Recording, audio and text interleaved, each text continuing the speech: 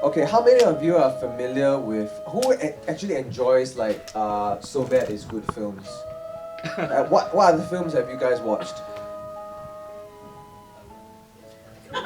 Well, I think Sharknado will come to mind, most probably, Okay, right? okay. But you must understand, like films like Sharknado, they are not the first. Way back in the 50s, I mean, way before when we talk about black and white times, I mean, these sort of films started off as a B-graded kind of genre. Started off as science fiction, started off Yeah. horror. You know, it came from Black Lagoon. Started off with Frankenstein, The Mummy. These were actually B-graded films, and it started like the whole studio genre, and then it became big. And then, of course, later when it became really too big, it had to be better than what it's supposed to be now. Yes. So, of course, no one expected recently Sharknado to really take off to the stratosphere. It was so bad that it generated a lot of buzz that even celebrities were tweeting about it. Yes. Up to the point whereby everyone needed to know what it was and what they were talking about. So that generated a word of mouth, and social media and everything became viral, and that's how it became like this. So I think it's interesting to see why these films are being made. So let's ask the panelists their point of view. Why do you think these films are still being made now, even though we do have other films who have higher budgets, even like The Mummy? Recently, even in the last 10 years or so, you remember Brendan Fraser having the movie The Mummy. It's been upgraded to a much more Hollywood so-called A-list kind of standard. Do you foresee Big Ass Spider next time being taken off by a studio? Maybe it'll be called Gargantuan Spider-Man. I don't know. I'm just spitballing. But do you think that these films will be later on picked up to be going towards an A-grade kind of status? I think from my perspective is that this kind of films, what they are called mockbusters. Not blockbusters, so mockbusters, meaning how they actually develop this kind of films is that they will hear of a blockbuster idea, like for example Pacific Rim, and then they'll get the general concept of it, and then they'll do a so-called a parody or a kind of a mock of it called Atlantic Rim. There's actually a movie called Atlantic Rim. So for them, why aren't we watching Atlantic Rim? yes, correct. But for them, how these studios do is that a lot of these movies that they make are actually made for TV. So Sharknado was originally made for Sci-Fi Channel, and when it's made for Sci-Fi Channel, Sci-Fi actually commissioned the program to be the TV show to be made, and Sci-Fi actually makes a lot of all these kind of films. If you all know that Channel 5 used to have this 2 a.m. block where you have your Mega Shark versus Mega Octopus, etc. Those kind of genres. So these studio makers actually, how they make money is really through making all this in bulk. They don't really make one in quality, but they make a lot of it in quantity, and then they just market it and market it and market it. And I mean, coming from a commercial perspective, is that maybe in Singapore, some people do appreciate, but surprisingly, it actually does very well in the overseas, like Indonesia, Thailand, even Cambodia. Also, sometimes some people actually do watch. A lot of people actually do watch this kind of films. One example I can think of is that there was this Malaysian film called Zombie versus the Lucky Taoist. It actually got about 1 million viewers in Malaysia. Say what? Yes, it's called Zombie versus the Lucky Taoist. You think like, okay, mockbusters are like USA, Europe. But no, this one was Malaysia made. And he actually went to Hong Kong Film Market to try to sell the film. I actually watched through the whole film. Yes, like I said, you shouldn't take it seriously, and I didn't take it seriously. It was so bad it's good lah. Yep. Films like these are actually a very good platform for young directors to start. I mean, speaking of like all these kind of films, I have a lecturer back when I was in Chapman, and he did Shark Attack 2, and it was so bad that he got a chance to make a sequel, which is Shark Attack 3. So yeah, I mean, he was sharing his experiences with us, and it's really a good platform. I mean, it can be done easily, especially in the Singapore context. I mean, right now with DSLR and a couple of friends. I mean, I myself, perhaps you all don't know me, but I mean, I'm an alumni from FSB, so I shot a couple of like zombie films with my friends. We spent one night in Ngee, and we just got a couple of friends to get some ketchup or sausages as intestines and stuff like that. We just shoot, but unfortunately, it's really a fail because we lost the reel or something like that. So That's too bad. yeah, a pity we didn't get to see the final product. But anyway, it was. I think ultimately these films are really the experience where you have fun making it. Looking at this film, I'm sure they kind of have fun working on this, and it seems like they take it very lighthearted, not too serious, and ultimately at the end of the day, it's just filmmaking. So yeah, go and enjoy. There's one that has really bad CGI. So bad that the CGI actually looks like GIFs. They just superimpose GIFs into the movie. You guys should look up Birdemic. You've heard of Birdemic? Oh man, that is so epically. The trailer itself. I've yet to watch it for myself, but the trailer. Oof. Okay, let's warmly welcome John Fu. Yes. Hello. Very good timing. Sorry. A bit late. So we just started talking about films so bad it's good, or rather like B-grade mockbusters and stuff like that. Okay. Yeah, and its place in the industry. Jeremy was just sharing that Sci-Fi Channel commissions Asylum. And have you guys seen the wiki page of Asylum? Asylum is the production house that does Sharknado. And go check out their wiki page. It is hilarious. Some of the movies they make are, we talked about mockbusters, and their titles are very obvious what they try to parody or they try to copy. Alien versus Hunter, Atlantic Rim, what else was there? Lesbian Vampire Killers. Lesbian Vampire Killers. Really over the top titles and like very obvious rip-offs. Whatever movie that you make, the instinct is you need to find an audience, right? So when Jeremy first approached me, I thought this was an interesting concept, but my first question was, why do you label them fail film festival or fail film fiascos or whichever? Because the very fact of labeling it, right, gives people that impression that the movie is crap or the movie has failed, right? I would like to think of these films as perhaps maybe alternative or underdog films, right? In that kind of spirit. But you know what? The irony is they make a lot more money than you think. So I would always go back to the fact that if you are a filmmaker and if you dare make a film, you have to know your audience. Because there's no harm in making a B-grade film and make a gazillion dollars over it, as compared to if you say that you are an art house filmmaker and you make a film and nobody watches it but your parents. That is the true irony of filmmaking. Yeah, for all these people who make these movies, sure, there is an impetus, there's this spirit of making films and saying what they want and whatever, but they also know that there's a different market. Obviously Nuns with Guns or Big Ass Spider wasn't nominated for the Oscars, right? But do you think the filmmakers want to be nominated for the Oscars? I don't think so. I think they know very much the target market.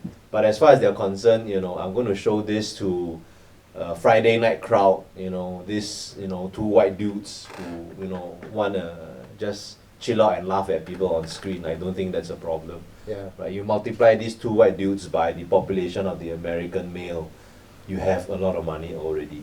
I think for these films in particular, the audience really is the channels. Like Sci-Fi is like, hey, we just want to put something in this time slot. Nobody's gonna watch it. We just need to put something in there, and then they also gonna distribute to like the other parts of the world who are totally they can't afford your typical Transformers blockbuster films. So then they can only afford your Big Ass Spider. I mean, these Sharknado's cost is about 2 million to produce. It is cheap, and the Sharktopus, all of that's like what, $500,000 to produce. That is ridiculously cheap to produce. And imagine selling that right to Vietnam, to Thailand, to Cambodia, and the ulu parts of China. You're gonna make a lot of money. Well, maybe not as big as say Transformers did, for example, but a decent size. The ROI, return on investment, is multiple folds. So when we came up with the concept of Fail Film Festival, it is fail, to the eyes of some. Success and failure are defined differently by different people. So we thought of it because, initially when you look at films like this, it's like, wow, damn fail lah. Right? It's so, that's the first thing that comes to mind. It's like, wouldn't it be funny to like screen films like that so bad it's good? Just to ask a question, I understand that a lot of you have seen the poster, Big Ass Spider, right? How many of you actually think that it was like, wow, what's this thing that I'm getting myself into, a bit cannot make it, before you actually watch the film? Any raise your hands? Oh, good. What was your thought when you saw the poster? When you saw the poster, when you heard the name, like. I thought it was childish, cause like No, please, go ahead. All those like major blockbuster movies is like all very good and all that, like Transformers, all the names like very nice. But then here come you have one big ass spider, then the spider is like on the building, so it doesn't make sense. But when I actually watched it, it was actually quite entertaining. So it was like, yeah. So it succeeded in a weird way, right? How many of you have seen Fantastic Four? Just released the new one. Have you watched it? Okay. I think this has more entertainment value than Fantastic Four, unfortunately. How come Sharknado become a global phenomenon? How come Sharknado become like every celebrity wants to have a cameo, everybody wants to tweet it, everybody wants to watch about it? I think one thing that nowadays, especially now in the 21st century, is that what we have at advantage over so bad is good films that were probably in the 1950s, 1960s is we have the internet. And through Twitter and through YouTube, this is actually how the audiences actually start to gather. Sharknado. I want to ask them also, like, what made you want to, like, okay, I need to go and catch it? Is it because everybody's talking about it? Okay, hands up those who have heard about it first. Okay, let's ask John. You've heard of Sharknado via social media or through a friend or how? So social media. I think it was either Facebook or Twitter, I can't remember. So besides people were saying, wow, this also can make into a movie. So you'll be so curious. Yeah, and plus the title is actually pretty catchy. Yeah, it is. What the hell is that, right? Tornado and sharks. In your wildest dreams, smoking 10 packs a day or whatever, you wouldn't imagine packaging like that. So a film like Sharknado will pique your curiosity to watch the film, right? And that is all it takes, right? I mean, it's like what Jeremy mentioned. You have social media now on your side. You don't have to wait for the newspaper. You don't have to wait for, this hoity-toity reviewer to say, I grant you 9 stars out of 10. You don't have to wait for that because you can actually promote your own film, right? And it's a pure human instinct of curiosity. Sharknado, how is it? Bad.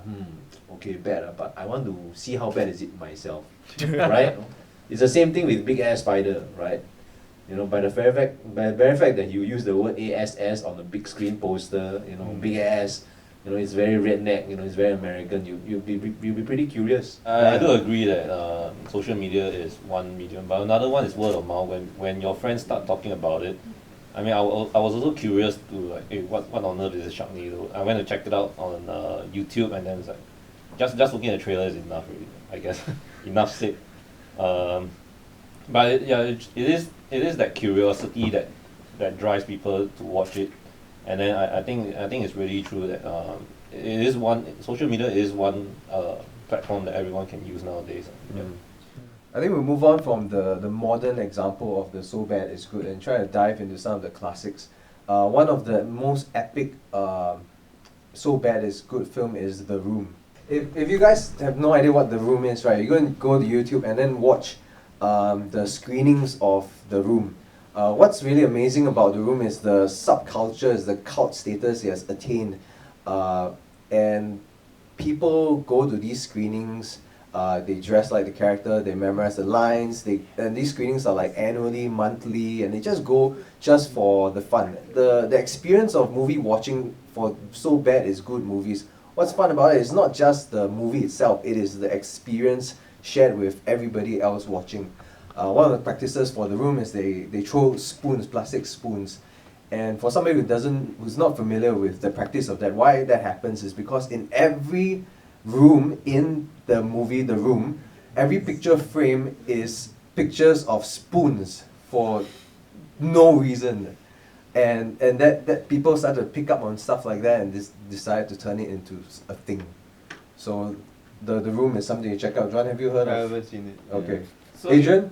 No, I have not seen it. But if we were to watch this in a theater, would we throw spiders? Yeah, why not? It's all about the experience. Seeing how much fun people have in the cinemas, and then out of the cinemas. And then thinking back, it's actually the out of the cinema experience which is what's special for myself at least. I remember watching The Twins Effect. This film was out, I don't know, 10 years ago. I think I watched it with you or something. Anyway, it's one of those like movies where, hey, let's slap on some celebrity. I don't care if they're singers. Let's make them act, and then they make a movie out of it. And like, wow, the acting is really bad. The lines are horrible. The plot makes no sense. Donnie Yen comes out, kicks somebody's ass for no reason, leaves, does nothing to the plot. Right, the plot could have done without it. And the premise of the film, right, is this evil queen who's really pissed off with men. The queen, curses the entire male population, and you thought, oh, what kind of evil thing is she going to curse them with? She fires this like evil beam across the entire country, and then the men fall to the ground in pain, like ah! And then suddenly they open their shirts and they started growing breasts. And then it's only like in hindsight, I'm like, what kind of stupid like curse is this? It's like you build it up just so that men can grow breasts. And I think it was one of those films where I leave the cinema and started talking just outside the cinema, and we're just thinking back like how horrible, what was the decision making process behind this film. And then this involves like proper celebrities. You think that Donnie Yen would be acting in a big ass spider song? Well, not really. But it turned out to be a film like that so bad that the good only occurred to me after the film. Yeah, I'm sure a lot of you, especially us, like in the nature of what we do and what we enjoy, we leave the cinema and start to criticize everything. How the plot could have moved smoother, whether that scene was necessary, how the character was casted, was it a good cast, and what. And I guess that's where we start to practice, our craft. We start to analyze it, and then what we learn from films like that, and then we try to apply it in what we do. And like, I'm staying clear of this if I'm meant to make a proper movie or something like that. But if I'm going to make a slapstick or a comedy or whatever, sure, I'll just incorporate that. Yeah. I think the key thing is to really learn from these. Even if you made a film and it's like maybe a disaster, but just don't take it too seriously, and also learn from your mistakes. Then I mean, who knows, this might be something good. It could even be a viral hit. I don't know. Yeah. To add on to that, I have this story that my friend shared with me. He had a friend from Ngee Ann, also from here. He had a screening. They just finished a film, and people came to Ngee Ann to watch this student production, and everybody thought it sucked. Like everybody left the cinema. What the heck did I just waste my time, right? But these Ngee Ann students pressed on. They sent their film to every conceivable film festival they could get into. It's a pretty cool story. So they submitted to all over the place, and then for some reason, I can't remember exactly which European country, some Scandinavian, I think it was like Norway or something, they freaking loved it. And they flew over the film festival, and the people there really applaud them. They absolutely adored the film and stuff like that. And I thought it was a really cool and encouraging story, because sure, maybe some people may not like it, but there is always an audience for what you do. I think really to share with you all is don't stop trying and don't be afraid of failures. Just continue doing what you all love and continue doing what you all like for film. I actually have just one last point I wanted to share with you all, and this one was more a recent one. I mean, we talk a lot about filmmaking, we talk a lot about how much it sells, but sometimes also we do worry about the film production. Where do we get the funding and stuff? So I actually want to share this story because recently there's this YouTube movie called Kung Fury. I don't know if you heard about it. Great! A lot of y'all heard about it. Now, how do y'all find it? Does it belong? It's actually a very fun movie, right? But surprisingly, the entire movie was all started on a Kickstarter program. He actually didn't take a single money from any single studio. It's all a Kickstarter. People actually sponsored the program. They basically what he did was he created a trailer of Kung Fury put on YouTube, and then he was asking like, oh, if y'all like this, support my Kickstarter. $200,000. It ran up to $600,000, and because of that, he managed to do a half-an-hour movie of Kung Fury. And I heard, so this is unconfirmed sources because it's not in the media, but I heard on his Facebook that he actually got offered a contract from Hollywood because there were so many, like 20 over million views of Kung Fury, and because of the viral hit that he has went. So you never know. You may think that, oh, you know, this plot that I have written may not be suitable, may not be like, I think maybe people will not like it. But if you never try, you will never know how well it will succeed. Especially now with social media, with the internet, you can send it all. You don't even need to go to Norway to put the film in the film fest. You can just post it on YouTube, or maybe the Norway's version of their YouTube, or in France is Daily Motion. Someone finds it as a viral hit, and you become a celebrity in that country. So you never know, and never stop trying, I guess. Is there any questions? I don't know. So my question is, like, is the production process of like these movies, like you've mentioned, like more easygoing and as tedious as blockbuster films, like in terms of production, like, you know, in terms of filming and? Oh, that's a good one. So yeah, your question is on the production stage, whether is it different from any different from Hollywood? I mean, like overall, but more specific in terms of production, I guess. The production is all the same. If you look at Big Ass Spider, I find that they do have quite good production value when it comes to even lighting, all these. Ultimately, it's the direction of the film, what they want to be, and where the producers want to what the producers want to do with it. Right, that's way a bit of things. Okay, so we talk about films so bad it's good, right? We need to also differentiate like the B grade ones and then like the Sharknadoes, where in Sharknado, right, they knew from the start it was going to be funny, it was going to be just for lols. Like the production team probably didn't really care, like, you know, whether or not it made like 15 million. If they made like 1 million, I think it would be really good for them already.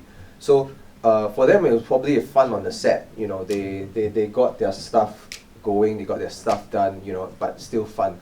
Then there's the stuff like The Room. What's funny about The Room is also because the director was really passionate and serious about it. People were telling him that, hey, your film's horrible, it's damn funny, but it's horrible.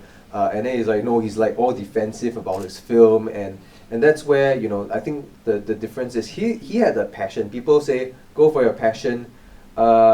Yes, not a time your passion like results in something fantastic. His became fantastically bad. They went one round and became good again.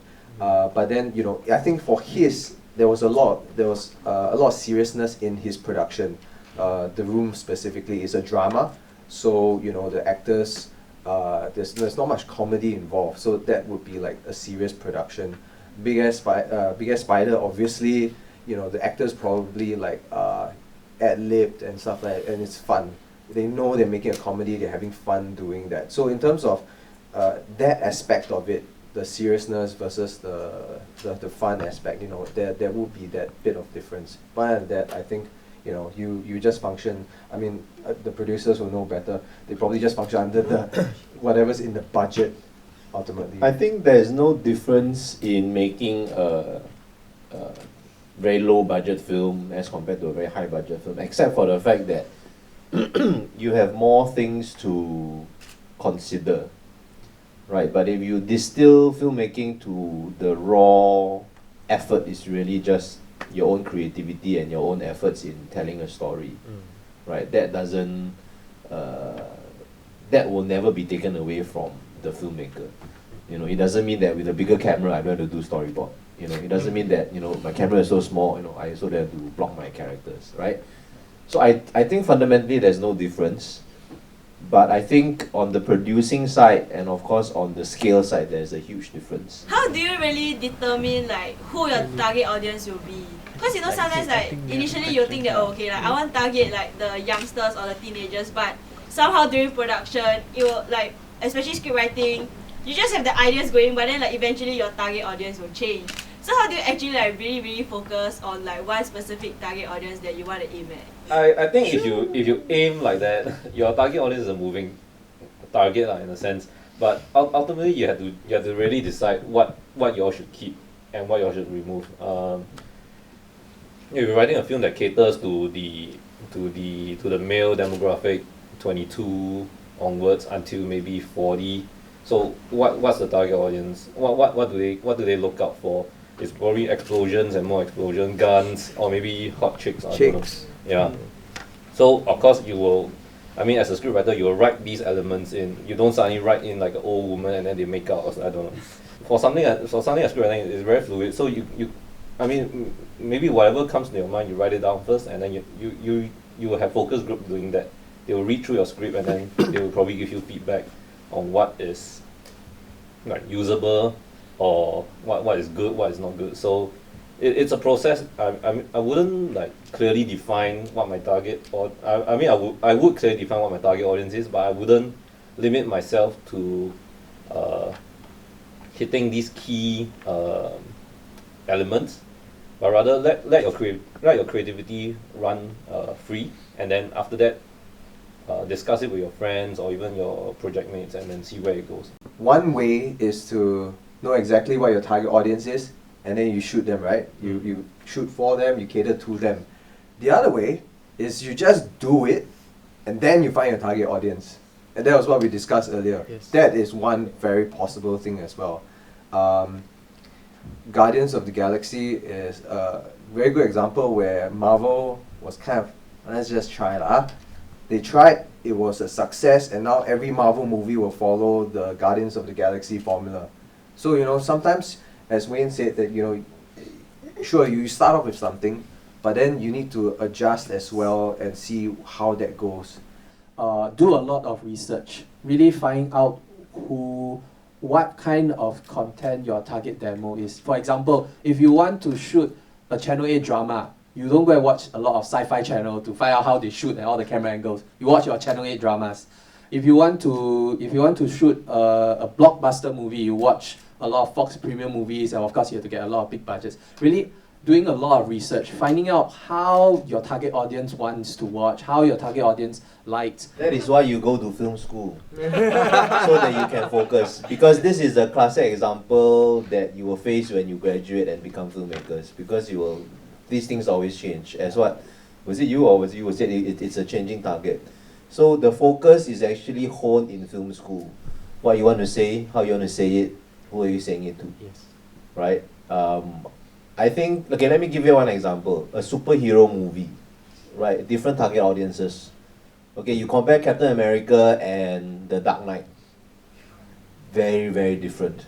Okay, I throw another spanner in the works. Have you ever heard of Cicak Man? Oh yes, Malaysia. Cicak Man. It's a Malaysian film superhero movie, and it's called Cicak Man, and it's actually pretty good, and it actually made money, and that's a superhero movie, right?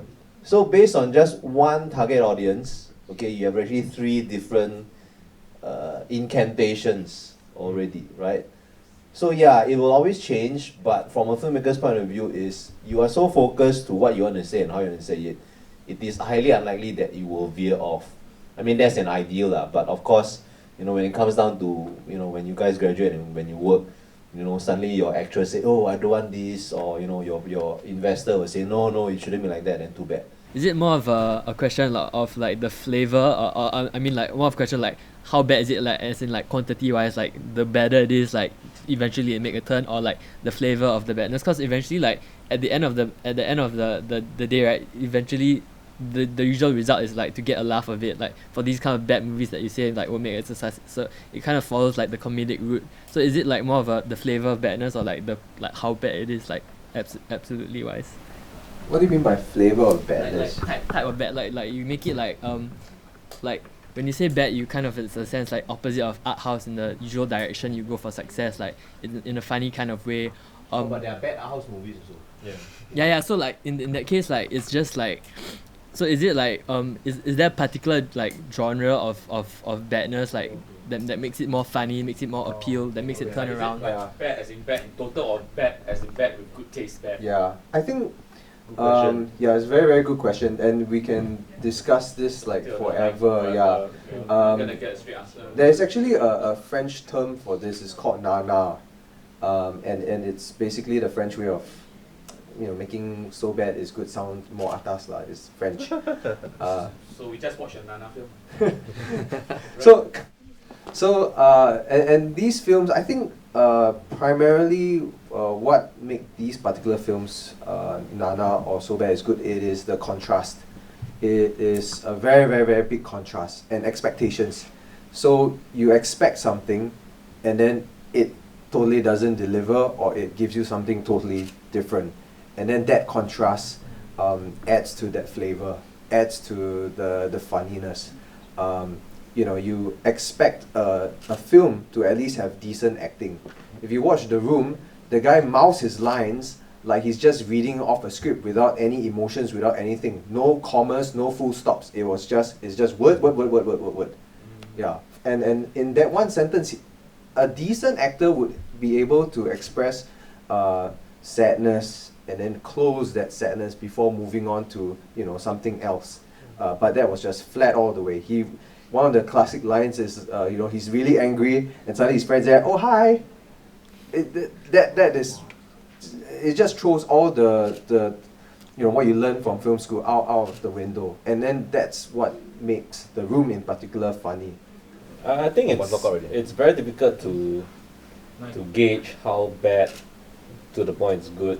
I mean, you have really bad movies now. Some you might watch like Fantastic Four. I mean, it's not going to be good, never. So I do think it's the expectations where we are expecting something and it totally delivers on a whole different on a whole different scale. What else do I? There was a film that I was about to say, but I slipped my mind. I can't remember. But yeah. But anyway, Tomorrowland. Tomorrowland is also pretty bad, I think. Oh. Yeah, but it was very well produced show, but it's so bad because it's quite hollow, I guess. Yeah. Yeah, and the kind of film is not going to be good because there's nothing in it. It has pretty good acting. It delivers on everything except the story. So, I guess there's no real gauge or yardstick to what defines good. What defines bad to its good. So I guess it's really on what the audience expect. Sometimes, it is a gamble. Sometimes you make a film that's bad, and it totally backfires. It does not deliver, or it does not even turn good. It just stays rotten, and you just have to learn from it. Then, yeah. Saying nobody really goes out to make a bad film. You make a film the best of your ability to make people laugh or to make people think that it's bad, right? I don't think the producers of Big Ass Spider will go and say, "Hey, I'm going to purposely, not be so creative today. I'm going to purposely not, think of the best way to shoot this." I don't think so. I think they will go into it and say, okay, how am I going to make this really campy, really, really stupid? That intention already is your directing, right? And if they have done so, and if they have managed to make you say that, wow, this is damn stupid, they have won already. You see, that is how manipulative the craft is, right? Well, back in school, one of the lecturers said to get the audience to watch the film, even though it's so bad, it's already half the battle won because they already paid money to you. Yeah. So you can have directors who made what's the director Yu-Bo or something. Yu-Bo. His films totally You suck. guys know who Ulbol is? Yeah. Ulbol is the director who keeps making game adaptation movies. Game adaptation movies, and they are horrible. It's like, oh my gosh, what were some of the films? Postal or something. Yeah, Postal, being House one of the Dead. Yeah, and some of these are like House of the Dead. It's like really awesome games, but he makes the movie like totally not to your expectation of the not equal to the game. Yeah, and most of his films are like 0% on Rotten Tomatoes or 0.1, but it doesn't matter because it has a 60 million gross out of a budget of maybe 600,000. Yeah. When- It makes money, man. Yeah, it's money. So to share with you all, for him, how he makes money is that I believe in Germany, you can actually insure a film for a certain amount of money. If it doesn't hit the box office for a certain amount of money, the government, the insurance company will actually have to pay you back. So all of his box office never actually hit the target required. So that's where he gets his money from lah. It's a bit illegitimate. He knows how to worm his way through, but I'm not encouraging you all to do it because really, as a passion, as filmmaking is still to create good films.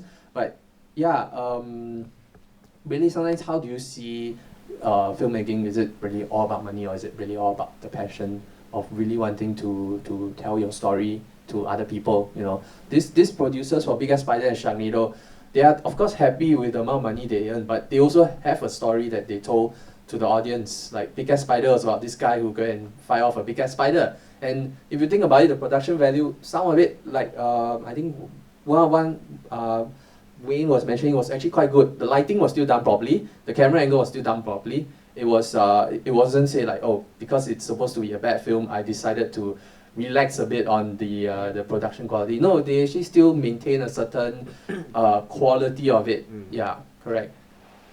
So before we leave, I'd like to do one parting shot first. We've seen Big Ass Spider. We've seen how a B-grade film can be so good that people can see it. When will it be Singapore's turn to make Big Ass Malayan? Oh, in the works, man.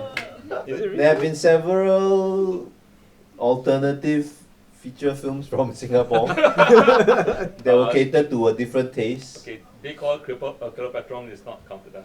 No, actually, Cleopatra is an interesting example. Yeah, okay, fine. Because actually, back in the heyday, it was a pretty well-made movie. Yes, yes. Yeah, yeah. But compared to today's standards. I mean, of course, compared to today's standards, yeah, you know, nothing, you know, you can't really compare. I think, yeah, it's if one thing you have to trust Singaporean filmmakers is that they will make and continue to make whatever movies that they think is actually pretty good. B-grade Singapore movie. Big ass Malayan. Big Ass Malayan. Big ass Sounds Malayan. like you know, man. I don't know. A Malayan that comes out from the sea, wrecks CBD area, trashes I CPF sure as building. heck that happens Came from ASAP. Lombardo. I mean, this you can steal this either. Please go ahead, free to use. Me and my friends have always thought that the Malayan was like some sort of Megazord. Wow. Where in times of trouble, it'll come out and fire like rockets, laser. Like the Sentosa Wow. laser eye is not just for show; it's like actual, like, you know, firepower. I have this dream that Wow. actually, because we're tunneling so much, the north-south line, east-south line, south-south line, whatever, Yeah. then we tunnel, then we hit a cave, and the cave is gargantuan underground, and the real Merlion is sleeping since Sally Utama time, right? So the Merlion is sleeping, then the they tunnel, then they wake the Merlion says, what the hell? Wakes up and destroys Singapore, and is crushing down Chantovia and sees a small little Merlion there and crushes them. Yeah, this old uncle from STV. See, I told you it's real. That could be a punchline, right? Oh, if that film comes out, definitely whoever I'm working for, I will say, oh, I want the rights for that film, man. No, but I let's face it, want you the want to watch rights. the film, right? Don't you want to watch the film? Just based on, you know, Mr. Lim's pitch, you want to watch the film, right? Yeah. Go make it. They'll fund it. They're all producers, they'll find the money. I'll buy the movie ticket. That'd be hilarious, that'd be hilarious. Big ass Malayan. I think for myself, Singapore can. I think Singapore has the potential, or filmmakers in Singapore has the potential to be able to do it. Partly because this kind of films don't actually require a lot of budget. You are not looking at your how much did Jurassic Park spend or a Marvel movie spend? 100 mils and stuff. You know, where are you going to find this? If you go to the government is like, not enough. We even need to take from the reserves. But the thing is that this kind of like films are possible here in Singapore, and when we have the capabilities of doing it, and we are able to do it. We just need good storytellers. I think production side we really do have. It's just sometimes I think what we lack is probably the story. I think one example I know from MediaCorp is VR Man. VR Man, it's really. It's beyond that time, you have to. VR man. How many of you beyond actually that know VR man of Virtual seeing it? reality man. Virtual reality Starring man. James Lai. Man. Okay, I think on YouTube there was some. It was I think really. they were just born lah. Yeah, I think most of y'all were just Some of born. them may not even be born. Yeah, correct. Yeah. So it was one of those dramas that MediaCorp say, let's bury it, somewhere so deep that nobody can ever uncover it. Oh, you But- mean just like the Star Wars musical? yeah, kind of. Yeah, but unfortunately, YouTube is very good at uncovering things, lah. Oh. So I think it's on YouTube, so you can go and check it out. The story was really, really horrible. I think the special effects was like 90s kind, so you can forgive about it. But I think really what we have is that we need storytellers and people who are passionate about wanting to do this kind of films. And this kind of films can actually be much more easily done than a Transformer or a Captain America, because budget-wise, these films actually are suitable for Singapore. And also, because of where Singapore is, Malaysia, Cambodia, Thailand, Philippines, etc., you actually can find people to consume this kind of content, because there can be people who have never really watch a movie or understand what the movie is, and then they will just go to cinema and really enjoy your big ass Merlion, because that is something that they find unique. Because maybe the cinema in that town area in Thailand don't have enough money to buy a Captain America because the rights are crazy, but they have enough money to buy a big ass Merlion, and in that sense you are reaching out to all these people and telling them about your craft, telling them about who you are as a filmmaker, and really reaching out to them, and that's where you can earn money also. Yeah. Okay, so with that in mind, let's give a round of applause to our panelists. Thank you. And thank them for coming here and spending the time with us to explain to us about the Film Festival. And I do believe you guys are going to have an event soon. Yes, we do have a film festival. So the first trailer y'all saw was Sharknado. We actually acquired the rights, and we are going to bring it into Singapore to screen in a cinema. So if you're really gian, we actually have the entire trilogy. It will be on 17 to the 24th of October. So we had a Facebook page. Continue to like it, continue to observe it. We will be updating it with more information. So y'all can catch Sharknado in the theaters with your friends. And it's not a small theater like 85 seats. I think the theater we managed to acquire, the venue is about 200 people. So you can actually watch it together with a big crowd. I think it will be very exciting. Yeah, go to our website www.filmfestival.com. filmfestival.com. There's a mailing list, you can sign up, and then we'll update you once we have more details. Cool. Okay. All right. So with that in mind, thank you so much for coming. Thank you. Have a nice night. Thanks, Bye. guys.